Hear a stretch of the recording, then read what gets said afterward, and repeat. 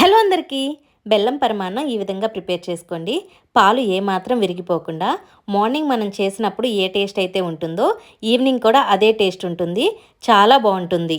బెల్లం కరగబెట్టి పొంగల్లో కలిపే పని లేకుండా డైరెక్ట్గానే పొంగల్లో బెల్లం వేసేసి చాలా ఈజీగా పాలు విరగకుండా చేసుకోవచ్చు.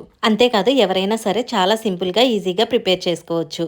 ప్రాసెస్లోకి వెళ్ళిపోదాం. ముందుగా స్టవ్ మీద అడుగు మందంగా ఉన్న గిన్నె పెట్టుకుని దానిలోకి నేను చూపించిన గ్లాస్తో 2 గ్లాసుల పాలు 1 గ్లాస్ నీళ్లు తీసుకుంటున్నాను.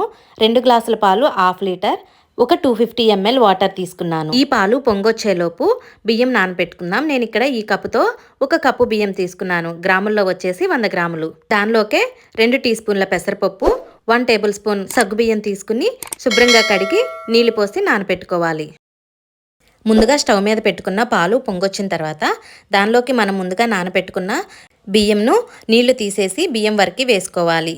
పాలలో బియ్యం మొత్తం వేసేసుకున్న తర్వాత ఒక్కసారి మొత్తం కలిసేలాగా కలుపుకోవాలి. అదే విధంగా మొత్తం మధ్య మధ్యలో కలుపుకుంటూ అడుగు పట్టకుండా కలుపుకుంటూ ఉడికించుకోవాలి. Stove SIM to medium flame లో పెట్టుకుని ఉడికించుకోవటం వల్ల పొంగల్ అడుగు పట్టకోకుండా చాలా మంచిగా ఉడుకుతుంది. పొంగల్కి మనం తక్కువ బియ్యం తీసుకున్నా ఎక్కువ క్వాంటిటీలో వస్తుంది.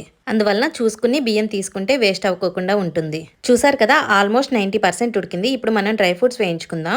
స్టవ్ మీద ఒక బాండీ పెట్టుకుని 2 నుంచి 3 టేబుల్ స్పూన్ల నెయ్యి వేసుకుని 10 నుంచి 20 జీడిపప్పు పలుకులు వేసుకుని వేయించుకోవాలి. జీడిపప్పు 50% వేగిన తర్వాత దానిలోకి 10 నుంచి 20 కిస్మిస్ కూడా వేసుకుని వేయించుకోవాలి. జీడిపప్పు జస్ట్ పొంగుతా ఉన్నప్పుడు స్టవ్ ఆఫ్ చేసేసుకుని ఈ విధంగా వేయించుకుంటే సరిపోతుంది. వీటిని పక్కన పెట్టేసుకోండి. ఇప్పుడు స్టవ్ పూర్తిగా సిమ్లో పెట్టేసుకుని పొంగల్ని ఒకసారి అడుగు పట్టకుండా కలుపుకుని దానిలోకి ముందుగా తరిగి పెట్టుకున్న బెల్లాన్ని వేసుకోవాలి. నేను ఇక్కడ 1/2 కేజీ బెల్లం తీసుకున్నాను, అంటే 250 గ్రాముల బెల్లం తీసుకున్నాను. ఈ బెల్లం మొత్తం పొంగల్లో కలిసేలాగా మొత్తం కలిసేంత వరకు కలుపుకోవాలి. ఈ ప్రాసెస్ మొత్తం స్టవ్ సిమ్లో మాత్రమే పెట్టుకొని కలుపుకోవాలి. మీరు ఆర్గానిక్ బెల్లం తీసుకుంటే స్టవ్ ఆఫ్ చేసేసుకుని బెల్లం కలుపుకోండి. 1/2 టీ స్పూన్ యాలకుల పొడి వేసుకుని మరొకసారి మొత్తం కలిసేలాగా కలుపుకోవాలి. పూర్తిగా అన్నం ఉడికేసిన తర్వాత స్టవ్ ఆఫ్ చేసుకునైనా బెల్లం కలుపుకోవచ్చు. ముందుగా మనం వేయించి పెట్టుకున్న జీడిపప్పు, కిస్మిస్ నెయ్యితో సహా వేసేసుకుని మొత్తం కలిసేలాగా కలుపుకోవాలి. అంతేనండి, ఎవరైనా సరే ఈ పద్ధతిలో చేస్తే పాలు మాత్రం ఏమాత్రం విరగవు. చూసారు కదా పొంగలి ఎంత పర్ఫెక్ట్గా వచ్చిందోను.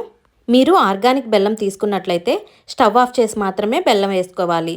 ఒకసారి ఈ విధంగా ప్రిపేర్ చేసి చూడండి. ఎవరైనా సరే ఈజీగా ప్రిపేర్ చేసుకుంటారు. అంతేనండి. వీడియో నచ్చితే లైక్ చేసి సబ్స్క్రైబ్ చేసుకోండి. కొత్తగా మన ఛానల్ ఎవరైనా చూస్తూ ఉంటే సబ్స్క్రైబ్ చేసుకోండి. Thank you for watching.